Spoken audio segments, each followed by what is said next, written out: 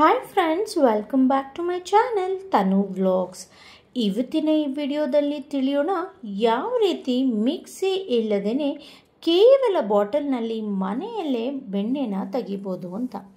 ಮೊದಲನೇದಾಗಿ ಹಾಲು ಕಾಯಿಸೋಣ. ಒಂದು ಪಾತ್ರೆಗೆ ಮೊದಲು ಸ್ವಲ್ಪ ನೀರು ಹಾಕಿ ಹಾಲು ಕಾಯಿಸೋದ್ರಿಂದ ಕೆಳಗಡೆ ಹಾಲು ಸೀದೋಗಲ್ಲ, ಅಂದರೆ ಗಟ್ಟಿಯಾಗಿ ಇರಲ್ಲ. ಕಡಿಮೆ ಉರಿಯಲ್ಲೂ ಹಾಲು ಕಾಯಿಸೋಕ್ಕೆ ಇಡಿ. ಹಾಲು ಚೆನ್ನಾಗಿ ಕುದಿಸಿದ ನಂತರ ತಣ್ಣಗಾಗಲು ಬಿಡಿ. ಹಾಲು ತಣ್ಣಗಾದ ಮೇಲೆ ಅರ್ಧ ಗಂಟೆ ಫ್ರಿಡ್ಜ್ನಲ್ಲಿ ಇಡೋದ್ರಿಂದ ನಮಗೆ ಮೇಲೆ ಕಟ್ಟಿರೋಂಥ ಕೆನೆ ಸ್ವಲ್ಪ ಗಟ್ಟಿಯಾಗುತ್ತೆ. ಆದ್ದರಿಂದ ನಾವು ಕೆನೆ ತೆಗಿಯೋಕ್ಕೆ ತುಂಬ ಸುಲಭ ಆಗುತ್ತೆ. ನಾನಿಲ್ಲಿ 15 ದಿನದಿಂದ ಶೇಖರಣೆ ಮಾಡಿ ಇಟ್ಕೊಂಡಿದ್ದೀನಿ. ಇದೇ ರೀತಿ ನೀವು ಹಾಲು ಕಾಯಿಸಿದ ಮೇಲೆ ಕೆನೆ ತಗೊಳ್ಳಿ. ಇದು ಆದಮೇಲೆ ಇದಕ್ಕೆ ಕೇವಲ 2 ಸ್ಪೂನ್ ಮೊಸರು ಹಾಕಿ ರಾತ್ರಿನೇ ಇಡಿ. ನೆಕ್ಸ್ಟ್ ಡೇ ಮಾರ್ನಿಂಗ್ ನೋಡಿ, ನಾವು ರಾತ್ರಿನೇ ಮೊಸರು ಹಾಕಿರೋ ಬಾಟಲ್ಗೆ ಸ್ವಲ್ಪ ನೀರು ಹಾಕಿ ಕುಲುಕಿಸಿದ್ರೆ ಸಾಕು. 1 ನಿಮಿಷದಲ್ಲಿ ರೆಡಿ ಆಗುತ್ತೆ ಬೆಣ್ಣೆ. ನೋಡ್ತಾ ಇದ್ದಾಗೇ ಬೆಣ್ಣೆ ಬರೋದಕ್ಕೆ ಸ್ಟಾರ್ಟ್ ಆಯಿತು. ಬೆಣ್ಣೆ ಬಂದಾದಮೇಲೆ ಈಗ ನಾವು ಒಂದು ಬೌಲ್ಗೆ ಬೆಣ್ಣೆ ತೆಗೆಯೋಣ ಬನ್ನಿ.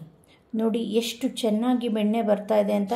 ಯಾವುದೇ ಮಿಕ್ಸಿ ಅವಶ್ಯಕತೆ ಇಲ್ಲದೇ ಕೇವಲ ಬಾಟಲ್ನಲ್ಲೇ ತೆಗಿಬೋದು ಫ್ರೆಶ್ ಆದ ಬೆಣ್ಣೆ.